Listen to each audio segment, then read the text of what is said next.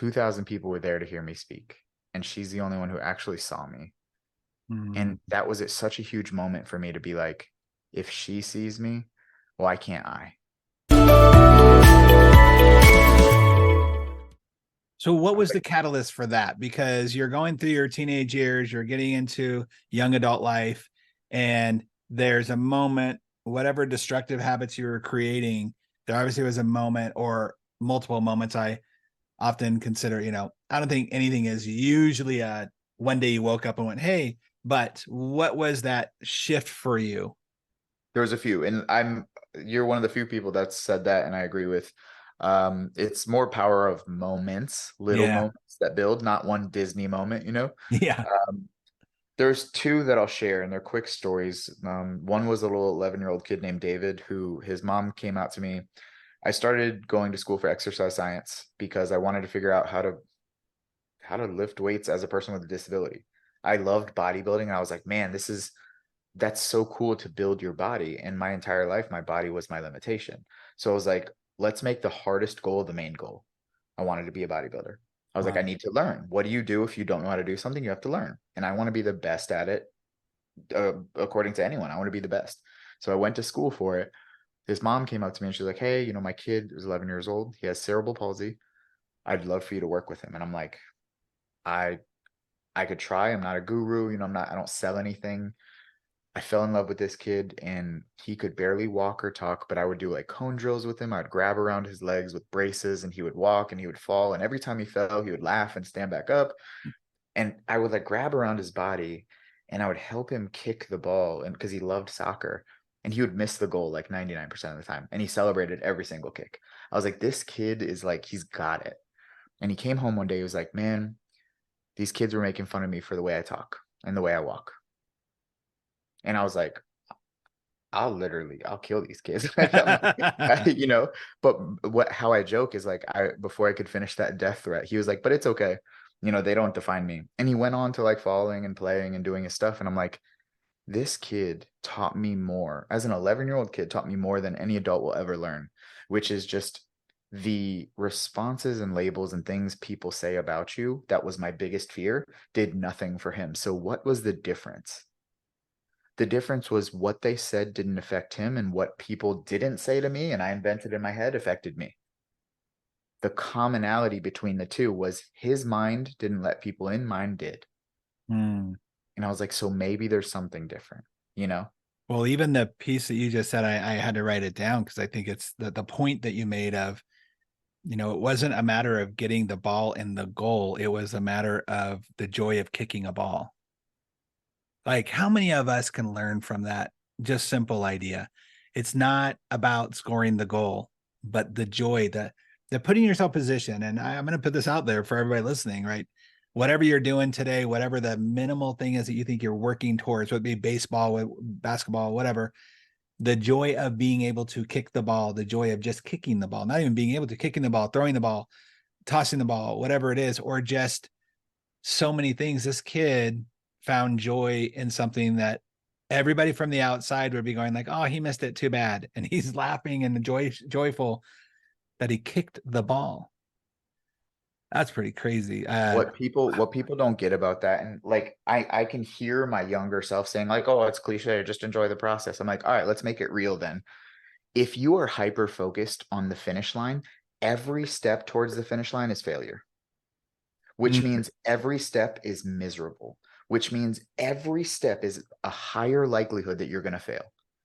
If making six figures, seven figures, eight figures is the goal, and that is your KPI, that is your key wow. performance indicator, every single time you're not there, you failed and you failed and you failed. And conditioning psychology tells us if we hear it enough, we believe it. And if we believe it, we live it.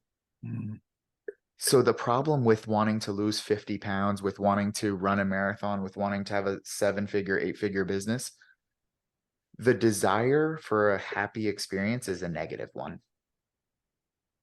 The wow. wanting of something that you don't have is a negative experience, no matter how positive the finish line is, because you don't have it. Versus, I want to go to the gym today. I went to the gym today. Today, I was successful. if I do that tomorrow, I will also be successful. Now imagine it's going to take you 1 year, 3 years, 5 years to get to the 6-figure business, to get to the 60 pounds. Would you rather have 3,650 successes or 3,650 failures? Yeah, The absolutely. time is the same, but the perception isn't. So Yeah. when someone might hear this and be like, oh, that's cliche, don't enjoy the process. No, screw that. You have to enjoy the steps, because if you don't enjoy or at least appreciate the steps, you're making it harder on yourself. You're adding salt where salt doesn't need to be. Wow. Yeah, that's so true. Okay, so you were able to see that in him, and then there was somebody else that connected to you that turned you From around. there, started lifting. I ended up starting to get into powerlifting because I was really strong for some reason. And I built this like hook apparatus to lift weights, and it allowed me to do 135 pounds. And I was like, man, that's crazy, you know. And my old brain was like, oh, there's no way you can go heavier, you know. And my new brain was like, but maybe I can, you know. I call it like cynical realism, you know. It's like I'm not a positivity hippie. I'm not in a burning building chanting positive affirmations. Like I get the hell Right, out, you right. know. But I have to be a realist. Like maybe I can. Let's figure out a way how. Yeah. 135 turned into 225, 315, 405, 495. It started slipping. So I used skin tack spray on my skin and used an additional wrap over it. 495 turned into 585, turned into 675 pounds in front of 20,000 people at the biggest sports festival in the world, breaking a world record. Wow. All of that didn't happen in a day. It happened over 3 years. Hmm. But if I would have stopped because every day I wasn't at 675, I would have failed. Mm. In that process, I started telling my story more, and I started learning the message behind my story. And I found my love of speaking because I did my first event and I started speaking, and people really wanted to hear me speak. And I loved it. I was like, man, this is what I've always wanted to do. I was speaking at a Disney resort, and it was for a diabetes event. There was about 2,000 people there to hear me speak. I spent the entire day, I was still hiding my hand, mind you. Spent the entire day with this little girl who was just diagnosed. She followed me around. It was incredible. Like, it was so cool.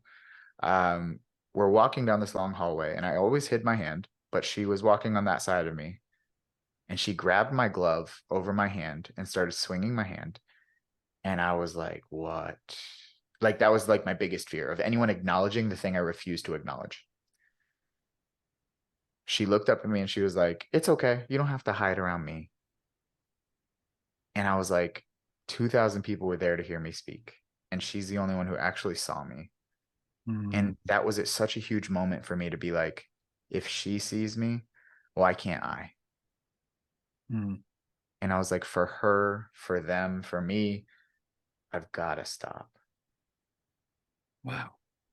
If she saw me and she thought I was enough, maybe I could be enough, you know?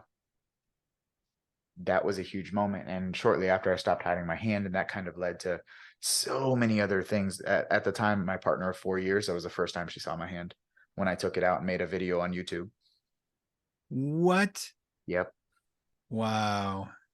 That video went viral, hit like 7 million views on YouTube. The Rock ended up reaching out to me to be on a TV show. So many people aligned with the idea of finally being your true self, you know. I saw someone was talking about you never really know people. You only know the version of them that they put on for the world. Yep. And I'm like, well, if that's true, do I even know me? So I needed to get to know me. I needed to decide who I wanted to be, not for anyone else, but for myself. Mm. Because I wasn't being who I wanted to be, you know. And like, I fucking hated that, dude. Like at 27, I was like, man, I have a lot of what people want, but I'm not happy.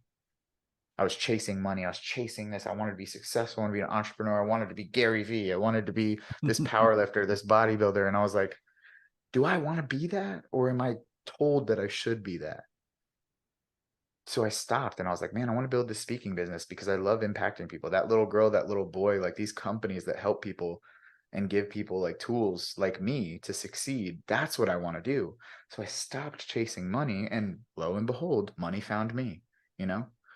So interesting, because I think we all can relate to the idea of always looking for the other person who's quote doing better than me, or I want to be like, or I'm chasing, whether it be, a business owner who has a colleague in the same industry they're trying to chase that, or seeing that and seeing their assumption of happiness or joy. Oh, I want that. You never know. And it's about, what if you were just like focused on you and the game Yeah. you play? And Simon Sinek talks about this, right, in the Infinite Game, that there is no winner of business. Yeah. There is no winner of game of life. Like, you play your own game because it's infinite, never ends. When The Rock reaches out to you, I can only imagine he saw the embodiment of this. It was for the show The Titans on Yeah. NBC, and he saw this person who was not only physically fit, not only had the charisma around him for TV, but also the aspirational, inspirational aspect to show people almost, and I don't know if this was how direct it was, but what's your freaking excuse? Yeah. That's fascinating. What I liked about it the most was like, it wasn't like, hey, you're super inspiring, or hey, this, like, we want to bring you on the TV show. It wasn't a free pass. It was like, hey, man, I'd love for you to compete for a spot, Yeah. because 200,000 people applied. I didn't. I Wow. got invited to a combine that lasted 12 hours, and they tested everything: mental, physical, camera What? presence. I competed against 200 other people to be on that show. I was excited to be there. I was like, dude, I'm a power lifter. I lift heavyweight one time and then I take a 10-minute break. I'm not like, you know, like, All you I'm like, runners. yeah, I'm like, what do you got? I get winded going to my refrigerator. I'm like, this is different, but I gave it my all, and I was like, regardless, that's a cool experience. Yeah. I earned my spot to be on that show, and like, of the 20 guys or 10 guys that were there, 3 of them made the cover of all the billboards and buses and all that, and then one of them was me. And I'm the Wow. only person who, when I lost my episode, The Rock came down and hugged me after I gave my speech. And like, there was so many moments. I had just posted on my social media the other day, thinking back to it. Even before that show, I'd already built up my social presence, my digital footprint, because I was being authentic and sharing my process. And now it's like, man, I get paid to do this. Like, I do this for a living. I help organizations, and now I help speakers, but I help them lean into like their message. And I realized my story is not my message. Hey, there's no reason to learn how to own your role on your own. If you like that clip, go ahead and click right here for another one. Or if you want to watch the entire podcast, go ahead and click right here. Also, don't forget to like and subscribe.